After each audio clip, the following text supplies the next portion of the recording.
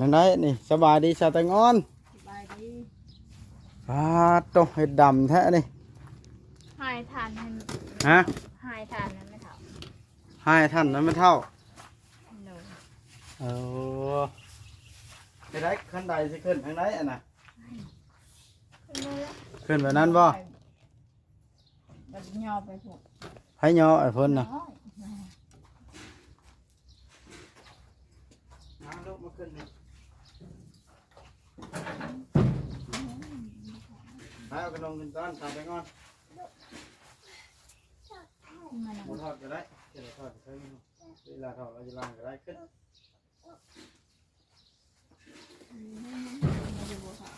ใช้ชาแตงอ่อนคนใด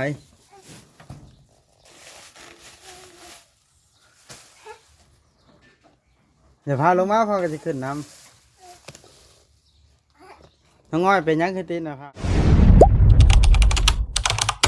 อย่าลืมกดติดตามเพื่อเป็นกำลังใจให้ผมด้วยนะครับทุกคนทักทายสบายดีพี่น้องเอฟซีบัตสุขุสุคนเด้อเนาะเปิดภาพขึ้นมานี่กาเบิ้งลุกมาหาสาวแตงอ่อนเยี่ยมยามถามข่าวก็คือมานี่พี่น้องเลยเมียไปเวียกก็เลยอยู่เอาลูกเลยเอาลูกมานำมาถ่ายคลิปก็ได้นั่นเลยบ่ได้ไปทางใดไกลโอ้ยลูกบอกให้ขนมไปต้อนสาวแตงอ่อน มากับน้องดีอะลูกสาวหล่าอ้ายไปโรงเรียนสบายดีลูกไปดิอยู่ไปต้อนสาวแตงอ่อนปะยังพี่มาทางนี้มาทางนี้ก็ขนมนี้ ใส่ถุงปะ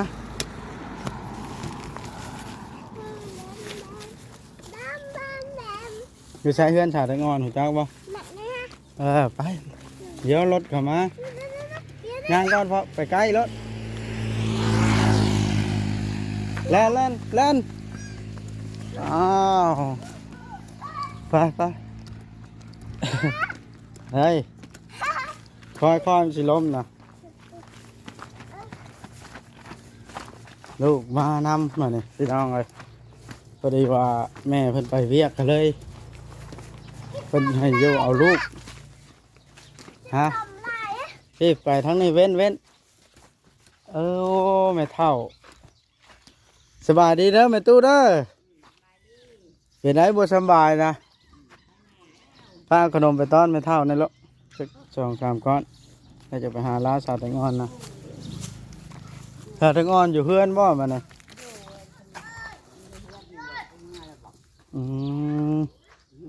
จกปันไม่เท่านะกว่าดูก้อนตัวนี้นะเอาถ้าจะไปเอาไม้เขาอยู่รถผมไปจ้ะไปย่างไปปานแล้วมาเอาพากันไปทางไหนสิไปเยี่ยมชาวแตงอ่อนไปเลยเป็นไรว่าบ่สบายป้าตัวเรือจ่ายอยู่ใครแน่แล้วบัดนี้ใครแน่แล้วฮะไปหาชาวแตงอ่อนกันให้เพิ่นให้ทานบ่โอ้เด็กพี่น้องเอ้ยบรรยากาศครึ้มครึ้มอยู่เฮ้ย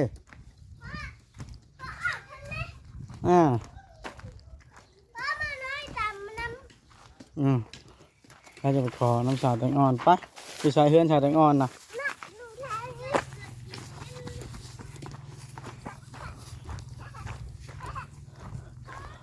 น้องอ้อยเป็นเยอะนะโอ้ฝนตกแล้วเฮ้ยระวังเหยียบเล็กกระปูเด้อมูในชาวแตงอ่อนเฮ็ดสลุสุบลาบอยู่เล็กปูคว้า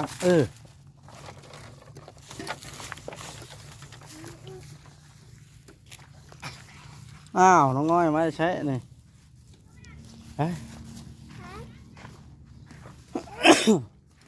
ฝนตกแล้วนี่ชาวแตงอ่อนขึ้นทางไหนนี่สบายดีชาวแตงอ่อนสบายดีโตเห็ดดำแท้นี่หายทานนั่นหายทานนั้นไม่เท่า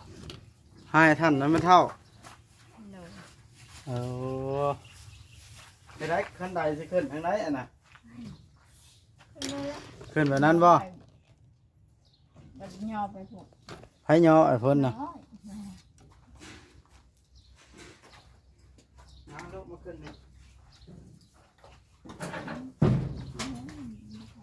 เอาขนมกินตอนทำไปงอน มัน มาทอดก็ได้เดี๋ยวทอดก็ได้เวลาทอดเราจะล้างก็ได้ขึ้น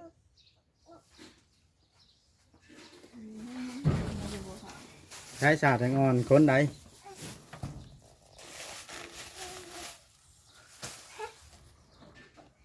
เดี๋ยวพาลงมาพ่อก็จะขึ้นน้ำน้องง้อยเป็นยังคือตีนหน้าผากอะนะ หัวแต่วันนะนอนวันนี้หาเป็นลูกนอนวันจะว่าค่ำคือว่าพูดผลิตมันจะพูดมานอน ไผนอนจนค่ เด้ ำอ๋อฝนตกระบาดนะเนาะอีละ ตกห้ำแล้ววันนี้ แล้วกันเป็นได้สาดแตงอ่อนกินข้าวกินน้ำยังมาเนี่ย นี่น้องคนไปชื่ออย่างชื่อปอดคุ้ยบ่แล้วคนแบงให้ โอ้ ซื้อมาให้ผูกคลำมาแหละ มันเงื่อแท้นี่เอ้ยนั่งก่อน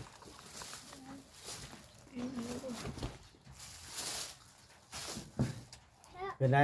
ไผมาเยี่ยมอยู่วะ ยังบ่มีไผ อืม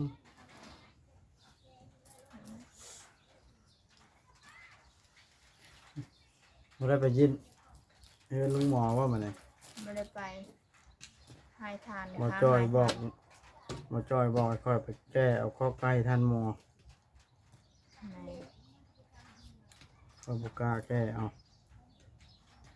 เฮ็ดให้เราล่ะ การได้เห็ดให้เราให้ที่กาบแก่ บ่แล้วเราเบิดบ่มีไก่ล่ะเด้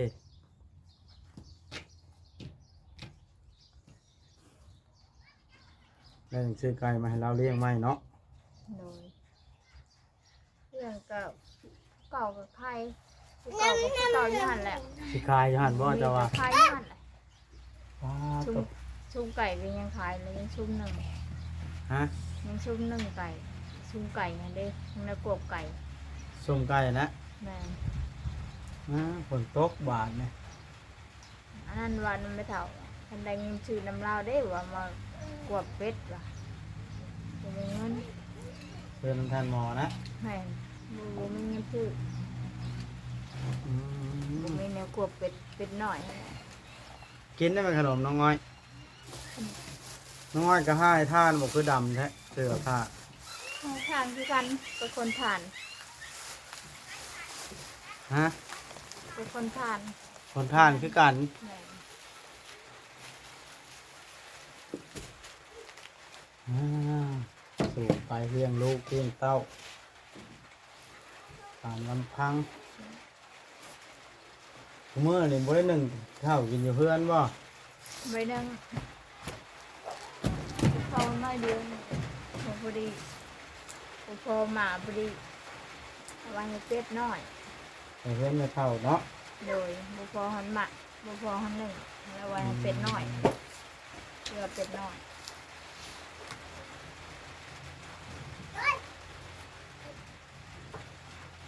ลากขึ้นลงนี่กันแล้วใช่ เพื่อมา น้องอ้อยไข่ได้จังมือแล้วน้องอ้อยนะ 20,000 ทองวันนี้ล่ะ โดย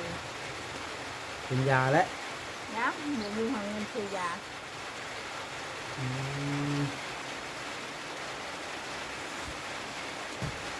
อ้าวบานฝนตกแห้งแล้วเป็นอะไรเนาะบาน ร่มแพ้ นะแล้วกันบนคือตกบาน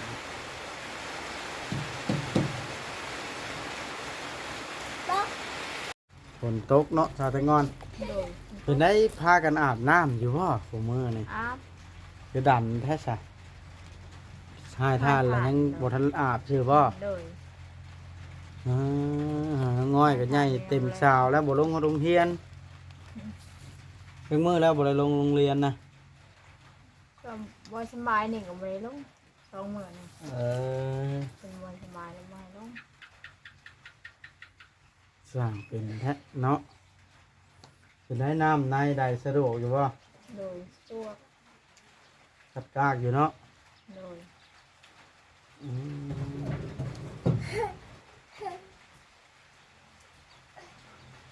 ฟ้าตัวทานว่าเพิ่นเอาปืนลงเต่าบ่นะ โดย เฮ็ดเต่าใหญ่อีหลีนี่เนาะ เตาลุ่มตัวนี้ลุ่มตัวใหญ่ตัว นั่นดิ น้อยน่ะเตาเพิ่นเอง เพิ่นเอาหยังตัดนะ เมื่อนี่แหละจ้ะ เอาผ้านะ โดย พันเอา พันเอา อืม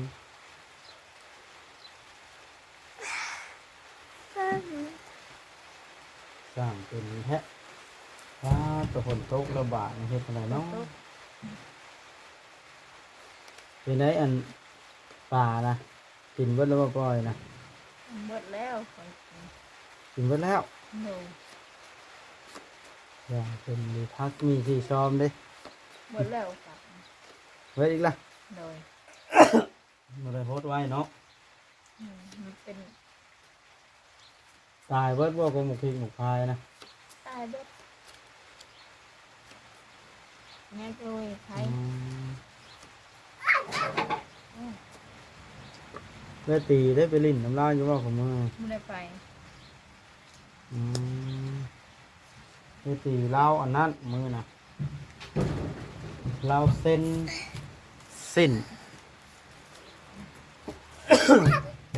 น้ำเมียข่อย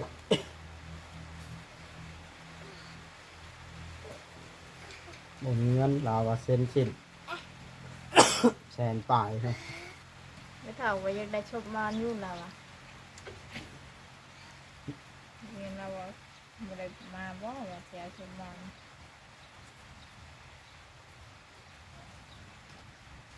ได้ไปลิ้นเห็นสาวจอกว่าใช่ ไม่ได้ไปค่ะให้ ล่าลงไปแข้งพลในเพียงนะลูกวางเหยียบเล็กกระปูได้ถือเกิบหน่อยกว่า มานำก็ได้ลูกก็ได้ผมมีผู้อยู่น้ำเพิ่นมาเลยเอาแต่งอนเลยสิได้หยังชูกันกินตอนเที่ยงนะ เมื่อไรยังมันยังไม่ทันกินข้าว บ่ได้หยังช้ โดย ำก็ให้ท่านรับจ้างบ่หรือซอยลาวเฉย ช่วยเล่าเราเห็ดนักมาได้แม่ ๆไผเป็นผู้จูดนะลุง ลุง อืม เราเห็ดนักมาได้แพทย์ก็มาเห็ดนัก แค่เป็นมาเห็นหนัง โดย มันเป็นหยังนะ มันเป็นปอด ปอดขึ้น โดยความดันเรา ความดัน อืม มาฉาบอย่าลินน้ำผุเมิดผลค่ะ ฝนตกมาอยู่เนาะ มาไว้มาไว้ สร้างเป็นนี่ฝนก็มาตกเนาะสาธร หายหัวโดย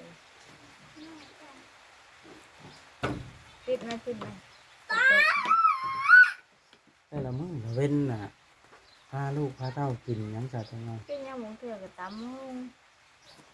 เถื่อกับประชาชนอ่อยประหารน้ำใหม่มาแกง อืมส่วนเอาไว้มาฉาก หน่อไม้หน่อแมงมาแกง โดยมานอนไม่เถา สร้างเป็นแท้เนาะ โดย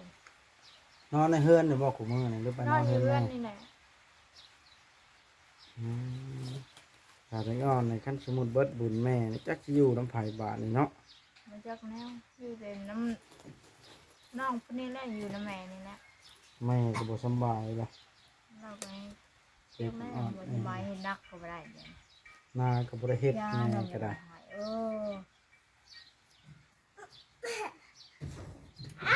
ฉากไม่มืดทนอยู่ในมันบริยานเลยที่บอกไม่เท่า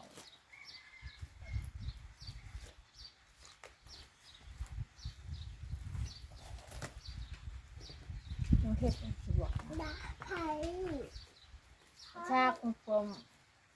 มัน เข่าใส่ฉากในกาแฟเลยเอาไหม ถ้าสร้างแล้วใช้สัตว์แต่งงาน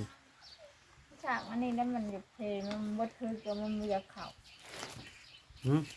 บดคืนก็อยากเข่ามันเพลเลย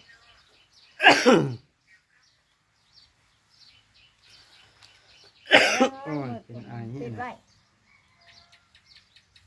พ่อ โดย เอาไว้ ต่อย้อนยามนาอีกแล้วเนาะแต่แต่งอน โดย จะจันทร์ก็เริ่มห้องเลย ไม่ถาม มันยามจะจันทร์สงกรานต์หลังกันได้เหินเฮ็ดกับท่านชีวิตชีวาว่ากับบทสำบายคือกันค่ะแต่งอนเลย คือกันอันนี้ เป็นหวัดเป็นไอ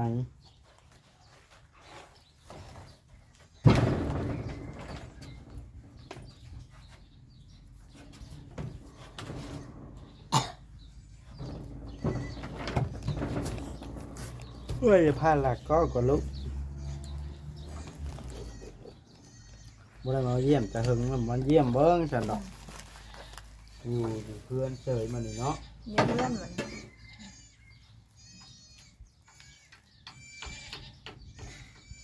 ว่าจะเข้าไปเบิ้งทันหมอเลยจะต้องไปแจ้งเราถ้าเราจะอยู่ก็ได้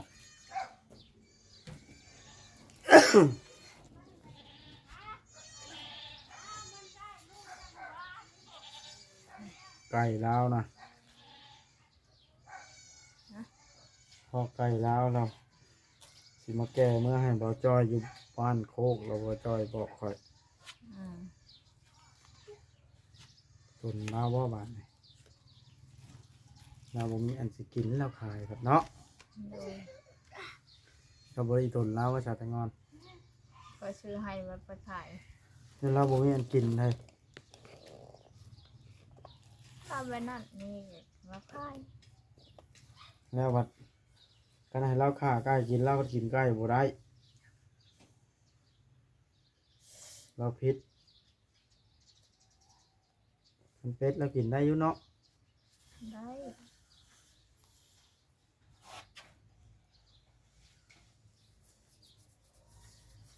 เจ้าได้กินได้บ่เป็ด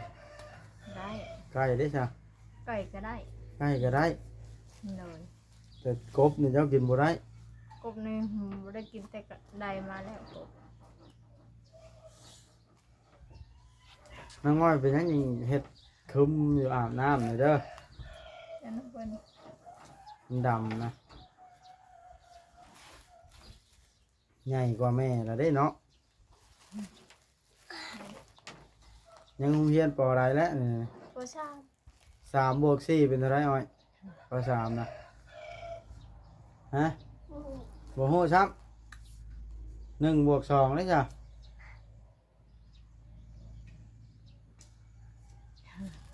ฮะ 1+2ก็ยังบ่ฮู้อยู่ล่าได้1+2เป็นเท่าไรอีล่ะฮะบอกน้องอ้อยหน่อยฮะบ่บอกเขาน้องอ้อยอีล่ะก็ได้3แล้วอ่ะงั้นล่ะบ่ตั้งใจเรียนน้องอ้อยน่ะเนาะ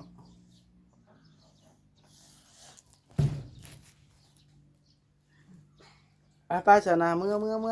กันสิสอบพอแบบนี้เนี่ยได้จะเกิดเวลาเท่าอยู่ไสไปยัง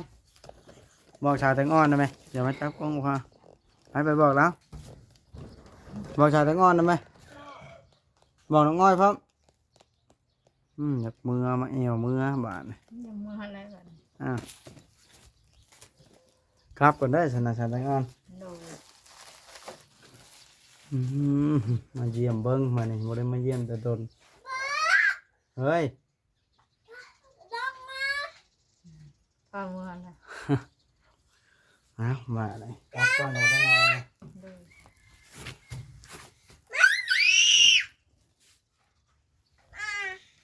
เกิดพ่อได้ถอดอยู่ใช่ฮะพาพ่อแน่กลับก่อนเด้อบ้านในชาติงอนเด้อ โดย หาลูกกลับก่อนมันเหี่ยวแล้วมันอยากนมแล้วจังหวะมันกินนมอยู่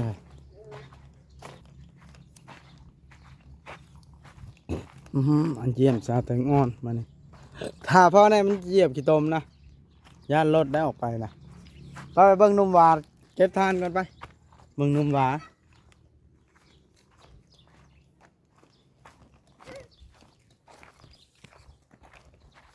อ้าวเฮ้ยจะย่างมาอยากจะย่านบ่แค่โคโลนนะมานะหนุ่มหวาใช่ไหมสำบายดีหนุ่มหวา ไปดี อ๋อแต่บ่ใช่ฮอดเสื้อบ่เดี๋ยวนี้ เขาเท่าไปแกะตัดเอาพึ่งไม่เพิ่นเข้ามารถแก่มาเลย ไปตัดเอาไม้ขามนี้ โดย เอามาลงเต่าเลย โดยไปคอของเขาเลย ได้จักซอฟเต่าเจ้านะ 8 ศอก เต่าน้อยๆนี่ โดย แต่พอได้เงินย้อนเนาะเจ้าก็ได้ โดย เก็บมาลงแล้วจูด จุดไว้ดังขายนะดังน้ำขายน้ เออเฮ็ดไปเนาะพอมีแนวเฮ็ดบ่ได้แวะเวียนมาเยี่ยมทั้งนี้หลายมื้อแล้วเนาะ ำโดย อยู่ดีมีแห้งอยู่บ่ มีแห้งอยู่ เอาเมื่อก่อนลูกไปแล้ว โดยโดยโดย อ้าวพี่น้องเลยเข้าทางนี้ล่ะจังบ่เยี่ยมขี้ตม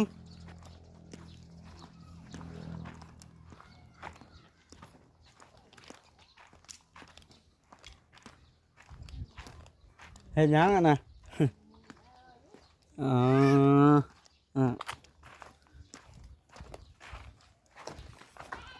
พี่น้องเลยสำหรับคลิปนี้ก็จะได้ขอจบคลิปลงก่อนบาทนะจะกลับก่อนไปเยี่ยมบ่ทันหมอนะลูกจะไปเยี่ยมแล้วอยู่ป่ะฮะขนมไปต้อนร้านเอาไปป่ะ ไป ฮะ ไป ไปดิไปจ้ะเดี๋ยวพาขึ้นไปได้ทางเขากันยานรถนำทางดำ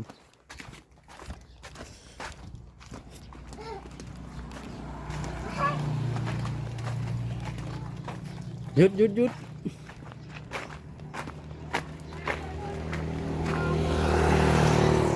รถมารถมานี่นี่นี่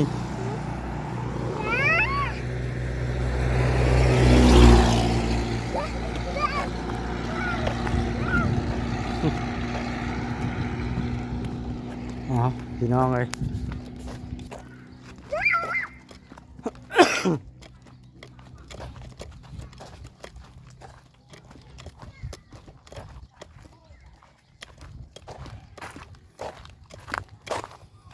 ครับบานะพี่น้องเลย